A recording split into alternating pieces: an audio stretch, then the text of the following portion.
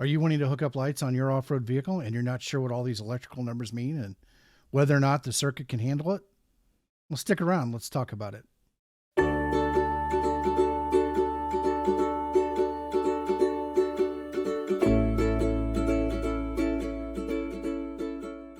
Hey, everybody. Tim here, Overlanding for Fun, and welcome back to the channel. In this video, we're going to discuss connecting electrical devices like lights and other accessories to your vehicle's electrical system. Now, in this instance, we're going to be talking specifically about the Ford Bronco, but the concepts that we will talk about apply to all vehicles. So with that being said, let's go ahead and get started.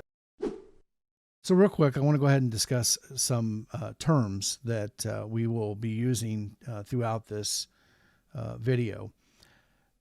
One is going to be voltage. Now, voltage is the difference of potential between 2 points, and your batteries are rated in the voltage. Now, a normal automotive battery is rated at 12 volts. Generally, if you put a multimeter on them, you'll see somewhere when nothing's running, somewhere around 12 to 13 volts, and maybe upwards of 15 volts when the vehicle is running and the alternator is working. You're going to see current, and current is the flow of electrons through the circuit. And I think the easiest way to kind of describe that is if you think about a water hose, and you have a garden hose and you have like a fire hose, and the garden hose can only move so much water, but a fire hose can move so much more. And so if you think of current as that water going through the hose, really what this is the electrons moving through the cables as it goes from the battery through the cable, through the device, back to the battery. Power is a rating of how much potential energy is available when the circuit starts. Now, all these terms are, they kind of have a relationship together, and they are expressed actually in mathematical formulas in this chart right here. And this actually, it's called Ohm's Law if you're interested. Now, I'm going to put a link to this page in the description below, and it also has a calculator to figure this out. So I know, like you, I haven't done some of these formulas in school, and that might be a little hard. Good news is that there are calculators available on the internet. And like I said, I will put a link to that, to this calculator page in the description below, so you can refer to it later if you're going through this. But essentially, we need to know three things when we're deciding a device that we're going to connect up. Now, in some scenarios, you can buy it and it's got a prepackaged harness that comes with a relay, comes with a switch, comes with a fuse, and you plug it straight into the battery. And that's not a big deal, except for you have to figure out how to get the switch into the cabin so you can actually use the device, turn it on and off if it's, off-road lights, overhead lights, fog lights, whatever electrical device that you want to connect. Or in the case of the Ford Bronco, and I think in some of the other vehicles, they're now putting accessory switches built in, circuits that are already set up, relays, fuses, everything, and then you can just connect right into those, and then you don't have to worry about the headache of trying to run switches into the cabin of the vehicle, finding a place to mount them. Three major items. We're going to learn about voltage, power, and current. These are the three areas that we really need to be concerned about. Now, in some cases, when you are shopping for lights, you might find that it has the power and it has the current. Now, voltage, we can just assume it's going to be 12 volts. That's going to be consistent. Like I said before, there are some variations depending on, whether your vehicle's running or not in that voltage level. But to play it safe, I would just stay at 12 volts, and that way that gives you a little buffer space there. Power ratings. Sometimes you'll see that they're 12 watt bulbs or 12 watt lights, 15 or whatever. And then sometimes they list the current draw, sometimes they don't.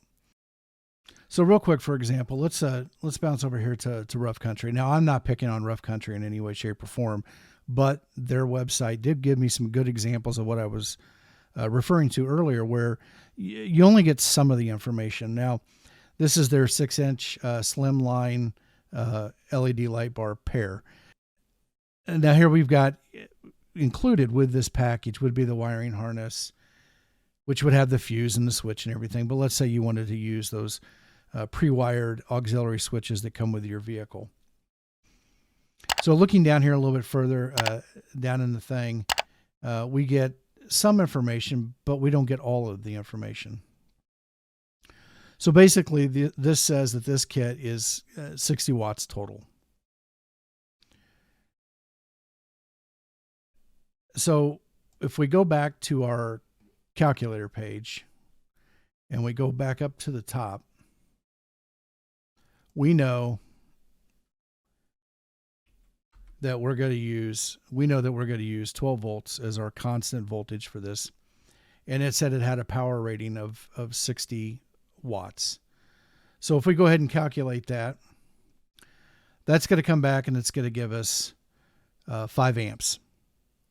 So once again, if you're using their prepackaged harness, not a big deal. It's already set up for it. But if you do want to use those auxiliary switches that are in your vehicle, you are going to need to know what the current rating is so you can pick the appropriate switch. Now, I said in the beginning that I'm going to go ahead and use the Bronco as the primarily to talk about, because that's what I have. So this is a breakdown of the circuits that are in the auxiliary switch for the 21 Ford Bronco. I'm assuming it's very similar for the 22. I'm going to go ahead and put a link. If you've got a Bronco, I'm going to put a link to the owner's manual for the 22 and the 21 Broncos in the description below. You can also access this information from the infotainment center. But if you don't have a Bronco, I would suggest that you go ahead and check your owner's manual, because I'm assuming they would have something very similar to this. So going back to our first example, we have a 12 volt system. We have 60 watts total for the 2 lights. We know that those 2 lights are going to consume 5 amps of current. So if we go back and we look at the auxiliary switches 1 through 6, we're going to see over here that auxiliary 1, and that's going to be the closest to the driver, is a 30 amp circuit. Aux 2 is a 15 amp circuit. And then the rest of them are 10 amp circuits. So what that means is that there's a fuse in there that's going to allow current draw up to 10 amps. So generally, you're not going to want to exceed this. And typically, you're only going to want to use about 80% of the 10 amps or of the total current for the switch. Looking at the original example here of these 6-inch lights, 2 of these lights we could hook easily to any one of the auxiliary switches, 3, 4, 5, or 6, because they'll support 10 amps. Looking at the 20% rule or 80% maximum rule, theoretically, we would only want to have 8 amps of total current usage on that circuit to stay within that buffer.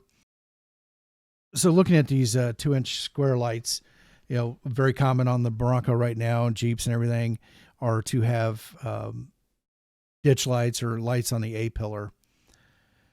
So typically it's either, if it's a larger one, maybe one on each side. If they're a little bit smaller like these, the 2-inch ones or 3-inch ones, they're doing 2 on either side.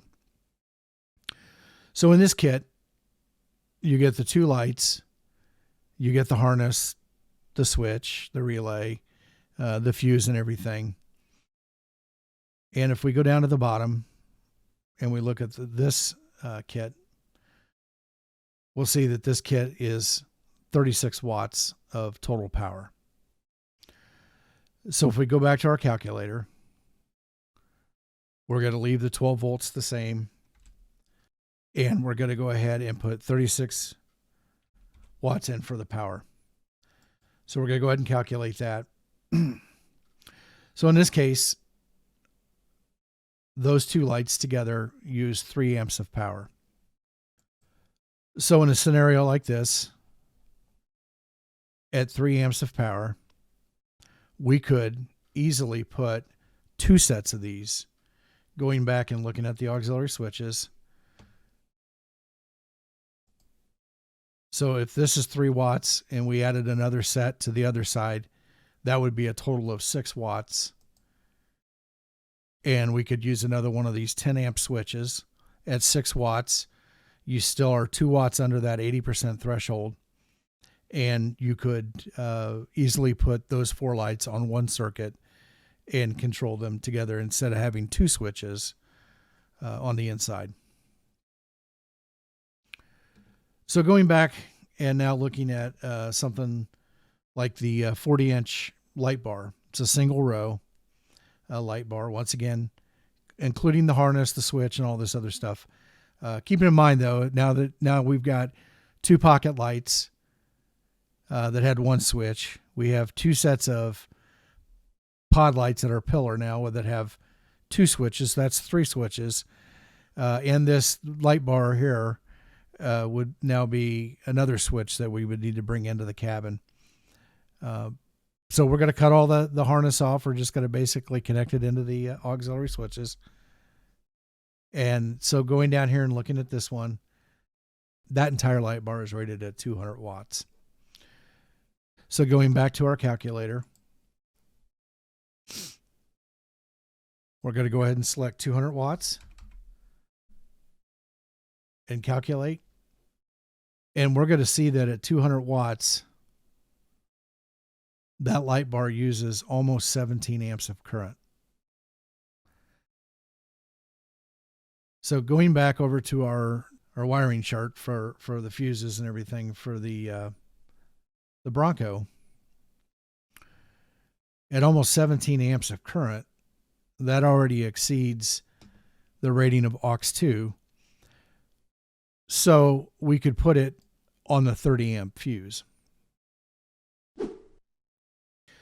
So hopefully that helps you in trying to figure out whether or not, what devices you can hook up to your auxiliary switches that are built into your vehicle. And if you have any questions, please leave them in the comment section below. And as always, hopefully one day we will see you on the trail. Tim out.